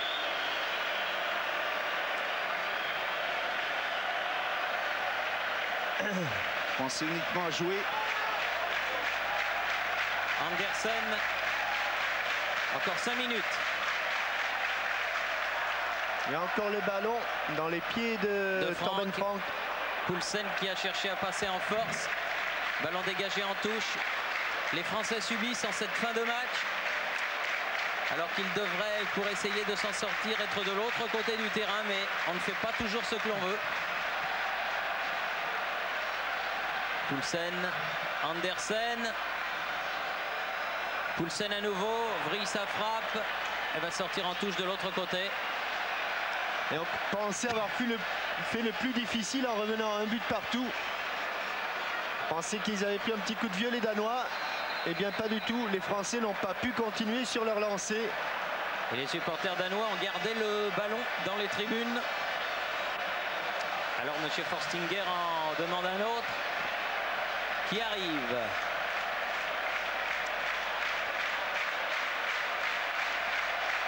Casoni.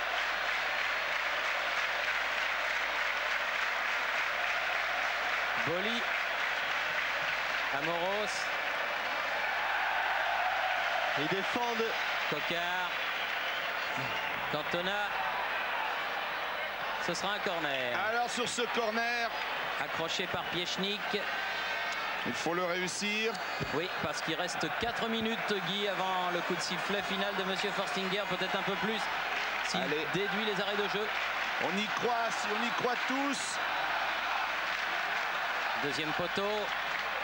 Oh, quelle occasion, c'était Laurent Blanc, mais il a enlevé son tir. Au point de pénalty pratiquement, même un peu plus près du but. Seul Laurent Blanc, un bon ballon sur une remise de la tête de Luis Fernandez. Il est au point de pénalty. Et il envoie ce ballon trop haut. C'était peut-être le ballon du match, pour les Français en tout cas. Schmeichel. Poulsen. 2 têtes et 2 fois 2 têtes rouges. Amoros, Coquard. Ah, il a cherché à donner en talonnade à Luis Fernandez. Et il n'a pas pu intercepter. Henrik Larsen, l'auteur du premier but, est allé jusqu'à son gardien pour lui donner le ballon.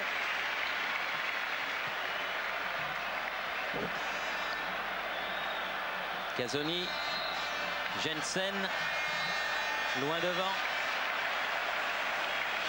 Coup franc pour les Danois. Michel Forstinger avait sifflé. 43 minutes de jouer. Il en reste donc 2. Et le Danemark mène 2-1. Ça devient de plus en plus problématique.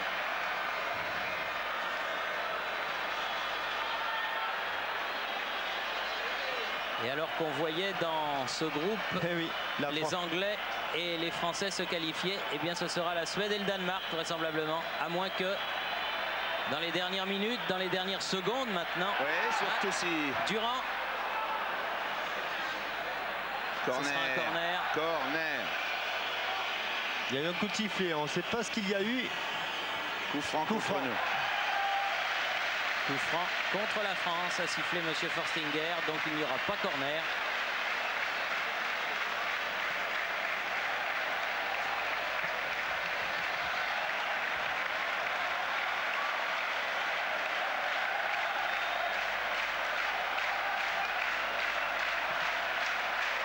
Les supporters du Danemark exultent. Il y a de quoi appeler 10 jours avant l'Euro. Ils vont se retrouver vraisemblablement en demi-finale. Ouais, eux qui ont disputé leur dernière journée de championnat le dimanche précédent, oui. Le lundi précédent. Leur match du jeudi. Voilà. Pour pouvoir débuter ici l'Euro 92 face à l'Angleterre. Olsen. Christophe Tay jusqu'à Schmeichel. Il reste à mon chronomètre 30 secondes à jouer, plus les arrêts de jeu.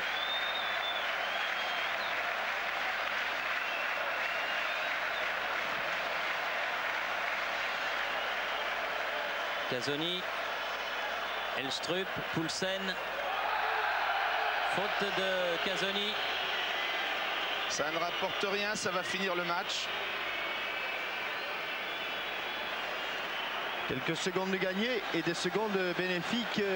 On joue les arrêts de jeu.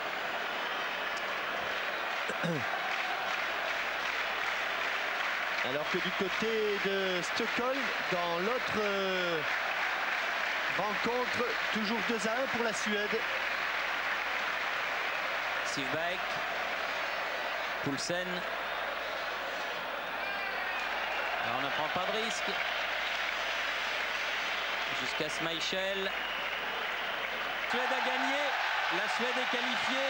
La France est éliminée. Congratulations dans le camp danois qui doit encore attendre quelques minutes pour être sûr d'être qualifié.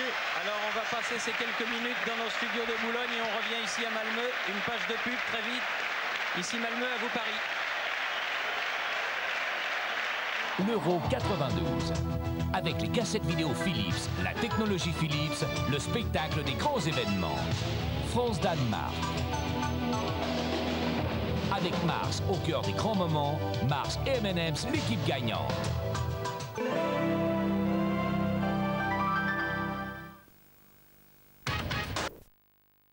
L'Angleterre et la France éliminés. Giroud, on y a cru dans ce match en début de deuxième mi-temps, après cette égalisation de Jean-Pierre Papin.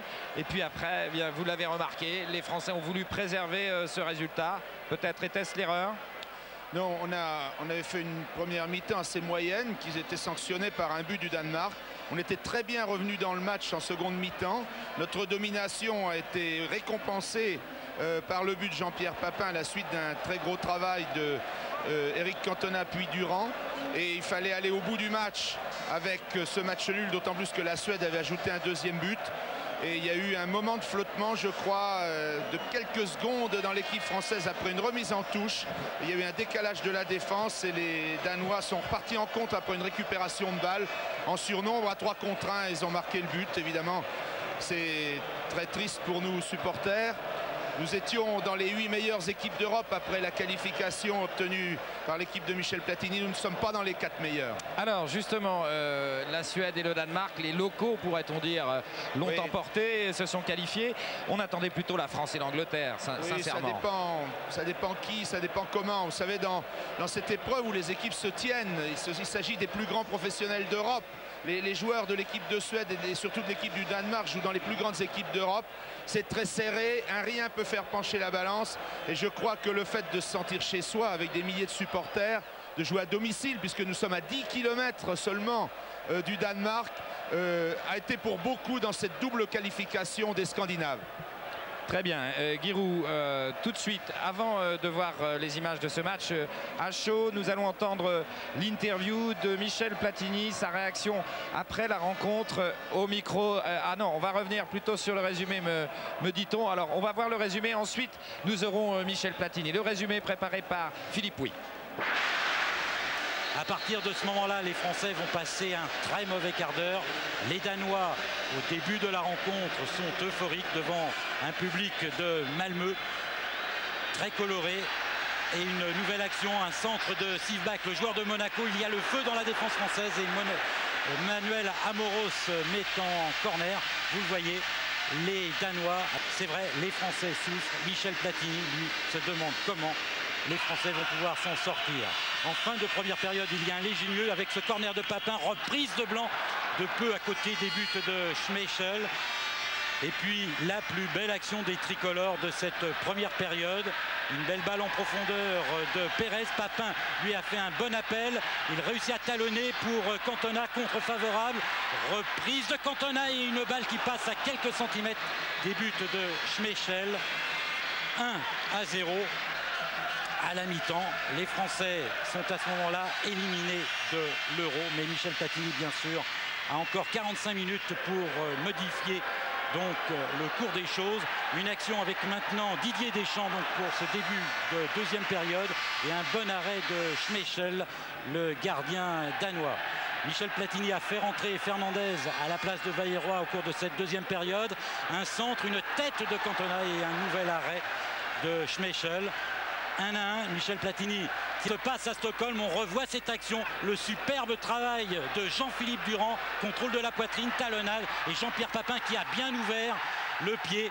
Michel Platini exulte, les Français reviennent. Lars Elstrup, à la grande confusion donc de Michel Platini, marque le deuxième but des Danois à quelques bonnes saisons l'année dernière et il y a 2 ans. Voilà, nous avons vu la colère de Michel Platini sur ce but danois pendant le match. On va le retrouver, Michel Platini, juste après le coup de sifflet final en compagnie de Pascal Praud. Michel Platini, le sélectionneur de l'équipe de France, pour une première réaction à chaud. C'est vrai qu'on est déçu, Michel, ça doit être également votre cas. Comme tous les 4 sélectionneurs qui vont rentrer à la maison, les 4 équipes, on est déçus, c'est vrai. Bon, on a bien joué 25 minutes. 25 minutes sur 3 matchs, c'est pas suffisant. Et bon, je crois que on ne mérite pas tellement d'être dans le dernier carré final. Et bon, je crois que c'est logique de rentrer à la maison, même si aujourd'hui j'ai senti en deuxième mi-temps notamment une belle reprise de l'équipe de France. Et d'une manière générale, comment vous expliquez que l'équipe de France a été méconnaissable durant cet Euro alors qu'elle restait sur une confiance formidable basée sur le nombre de matchs qu'elle avait gagnés dans toute l'Europe? Oui, c'est le premier match qu'on perd en match officiel depuis 3 ans. Je crois que c'est l'expérience. Deux, trois joueurs seulement participaient à une expérience du mondial. Les joueurs étaient très nerveux. Vous avez vu le déchet qu'on a eu technique au niveau des passes. C'était catastrophique en première mi-temps. Les autres matchs ont été catastrophiques aussi techniquement. Je crois que ça s'appelle l'expérience. Et on n'avait pas cette expérience nécessaire pour être dans les quatre derniers. En valeur absolue, peut-être qu'on le méritait sur l'ensemble de nos qualifications, tout ça, mais pas sur le tournoi final. Donc je crois que c'est logique qu'on rentre chez nous. Est-ce que pour vous, c'est une grosse déception personnelle? Non, pas dans la façon dont a joué l'équipe de France. Je crois qu'on pouvait jouer mieux, mais jouer mieux, c'est autre chose. C'est, je crois, avoir des joueurs d'expérience, des joueurs qui ont l'habitude de ces compétitions, de ce championnat, supprimer le stress, supprimer la nervosité, et on a payé par excès justement d'inexpérience. Si seulement on avait fait la Coupe du Monde en 90 en Italie, je crois qu'aujourd'hui on aurait été plus fort, on serait qualifié. Michel, vous avez envie de rester avec ce groupe et de l'emmener jusqu'en 94? Ouais, ça c'est un autre problème. Merci. C'est un autre problème, en tous les cas. Belle réaction de Michel Platini qui estime que la France ne mérite pas d'être dans le dernier carré. Guiraud, vous êtes de cet avis? Écoutez, d'abord, il faut rendre hommage à l'extraordinaire lucidité de Michel Platini, à son courage aussi de dire on n'est pas dans le dernier carré, on ne méritait pas d'y être sur ce tournoi. Il faut noter aussi que l'équipe de France, depuis le début de l'année, ne gagne plus, fait des matchs un petit peu moins saignants, moins brillants qu'elle l'avait fait pendant les 2 années précédentes. Il a raison de mettre l'accent sur le manque d'expérience de ce groupe, le nombre de joueurs qui faisaient leur première compétition finale. Et ça m'amène à dire que doit-il continuer avec ce groupe? Évidemment, il doit continuer avec ce groupe. C'est pas du tout un autre problème, c'est le même problème. Il doit emmener ce groupe à la Coupe du Monde 90 avec l'expérience de cet Euro et bénéficier de cette expérience pour aller plus loin dans la prochaine Coupe du Monde aux États-Unis. J'imagine, Thierry et Jean-Michel, que vous êtes d'accord avec Guiraud. Oui, je pense qu'on ne peut qu'être d'accord avec Guiraud et avec Michel Platini. On est évidemment très abattu, un petit peu, c'est un coup de massue qui s'est abattu sur tout le camp français parce que, il faut bien le reconnaître, on ne s'attendait pas à être éliminé par cette équipe du Danemark, mais pourtant les faits sont là, Jean-Michel. Le Danemark a, sur l'ensemble de ce tournoi, incontestablement mérité cette qualification. Oui, je notais 2 réflexions de Michel Platini. Certes, le manque d'expérience, encore que ces joueurs étaient aguerris aux joutes européennes au travers des clubs, mais il a insisté aussi sur le déchet technique, l'énorme déchet technique, et je pense que le vrai problème a été là, c'est qu'on ne peut pas fabriquer un jeu de qualité si on n'a pas des bases techniques solides. Or, il a été démontré dans ce tournoi que les Français, sur le plan technique, avaient été inférieurs non pas à des équipes très huppées, mais tout simplement, par exemple, aux Danois. Les Danois nous ont donné une leçon, ne serait-ce que sur le plan technique. Alors, il est certain que les demi-finales vont se dérouler, même si elles se dérouleront sans la France et sans l'Angleterre. Et nous aurons des demi-finales qui auront lieu dimanche et lundi prochain. Et en ce qui concerne la première, la Suède jouera donc à Stockholm. Oui, contre le deuxième de l'autre groupe qui peut être soit l'Allemagne, soit les Pays-Bas, soit même l'URSS. Oui, et donc enfin, la CEI. La CEI. Donc le Danemark jouera le lendemain à Göteborg contre l'une de ces trois équipes. Voilà. Voilà, nous avons vu donc ce tableau, Guiraud. Oui, je voulais dire que demain, il y a l'autre poule. Oui, bien sûr. Et qu'on va voir d'ailleurs où on en est dans ce groupe 2 avec Thierry et Jean-Michel également. Je crois que c'est prêt. Oui, et bien demain, il y a 2 matchs qui se dérouleront comme ceux de ce soir à la même heure. Il y aura retransmis en différé sur TF1 la rencontre entre la CEI et l'Écosse. En cas de victoire, la CEI bien sûr serait qualifiée. Et puis ce choc qui était avant le coup un des gros chocs de cette coupe de ce championnat d'Europe, la rencontre entre l'Allemagne et les Pays-Bas. Sur ce classement, toutes les équipes ont joué 2 points, vous le voyez. On joué 2 matchs. On jouait 2 matchs, pardon, oui, c'est limpide. Hein. Allemagne, Pays-Bas, CEI. Si la CEI gagne et bat l'Écosse, eh bien l'un des 2 grands, Allemagne et Pays-Bas, sera dans ce que Michel Platini appelait les 4 qui rentrent à la maison. A noter que l'Allemagne sera privée de Burval, de Reiter et de Riedle, son avant-centre. Oui. Merci beaucoup, messieurs. L'Euro 92, même sans la France, continue sur TF1 avec donc demain soir à 22h25 Écosse-CEI qui vous sera commenté en différé donc par Frédéric Frédéric Jaillant et Giroud. Et puis on se retrouve dimanche à 20 h pour la première demi-finale, celle qui concerne la Suède. Également samedi soir dans Formule Sport, où nous vous réservons une page spéciale sur cet Euro 92. Passez une très bonne fin de soirée sur TF1. Ne soyez pas trop déçus. Le football continue et il est très beau dans cet Euro 92. Il devient très beau, même sans la France. Bonne soirée sur TF1 et merci de votre fidélité. Déployer sur le papier toutes ses vertus offensives.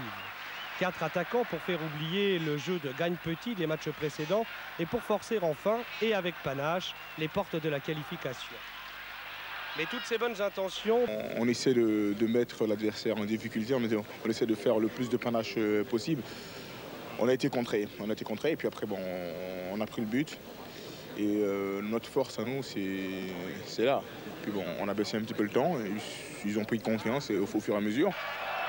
Le but de Larsen avait fait son effet. Le moral en berne, les Français subissaient impuissants le déferlement danois. Brian Laudrup menait la charge et plusieurs fois, la catastrophe fut évitée de justesse. On s'est un peu énervé, on n'a pas joué notre jeu et en deuxième mi-temps, on s'est bien rattrapé, on a su égaliser mais on n'a pas su tenir le match. Puisqu'on savait très bien ce que faisaient les Anglais. Mais le football, c'est ça. Et oui, c'est aussi ça le football. Un résultat qui tient parfois à peu de choses. Cette occasion manquée par Deschamps et Papin ne tenait peut-être qu'à un seul mot. On avait une occasion en or. Il a fallu un mot laisse. C'est très important dans une compétition de haut niveau comme celle-ci. Je crois qu'on ne mérite pas d'être dans le dernier carré, malgré toute la bonne volonté des joueurs. Je crois qu'il nous a manqué l'expérience d'une grande compétition. On a tout fait. On aurait pu gagner le match. On l'a perdu. Au revoir donc les Français. Prochain objectif, la Coupe du Monde 94. Avec ou sans Michel Platini, c'est déjà une autre histoire. Les Français. On retiendra quand même ce qu'on a vu aujourd'hui sur ce terrain. Les supporters danois, toujours comme ça sur les tous les supporters stades. danois, regardez, super. Ils nous ont consolés comme ils ont pu, mais c'était génial. Vive le Danemark, je crois. Et puis qu'ils aillent bien loin. Merci à vous. Les Scandinaves qui se sont qualifiés, la Suède et le Danemark. Grosse déception pour les deux favoris, les Anglais et les Français. Des Français qui faisaient petite mine ce matin lors de leur retour en France. Bruno Kaufmann. Ce matin, aéroport de Malmö, les visages sont fermés. Les images encore fraîches de ce match maudit se bousculent dans les têtes. Oubliez les 2 années de performances exceptionnelles. L'aventure vient de se terminer. Les joueurs de l'équipe de France doivent quitter l'Euro 92. Pourtant, il faut bien répondre aux questions de la presse. Certains s'y refusent, d'autres s'y soumettent en tentant de dédramatiser. J'aurais bien aimé terminer sur une victoire, au moins atteindre l'objectif et les demi-finales. Le sort en a voulu autrement, c'est la vie. Le capitaine Manuel Amoros sera en fait le seul joueur à tenir un discours critique. On s'est qualifié en jouant, en faisant un pressing constant sur l'adversaire, en étant agressif sur le porteur du ballon, dans le bon sens du terme. Et je crois que tout ça nous a manqué par rapport au match de qualification. Arrivé à Paris vers 13h30 avec ses joueurs, Michel Platini, comme toujours, va trouver le ton juste. Pour gagner en 84, on a dû perdre en 78 en 82. Pour gagner en 98 ou 96, il faut perdre en 92 peut-être, parce que ça prend, c'est des choses comme ça. Homme d'expérience, le sélectionneur national le sait, les très grandes équipes se forment souvent dans la douleur. Voudra-t-il rester à son poste afin de poursuivre l'aventure? La réponse à cette question reste en suspens. Toutefois, dans les circonstances actuelles, on le voit mal démissionner. Cela ne cadrerait pas avec son personnage. Et puis ce ne serait pas bien pour l'équipe de France.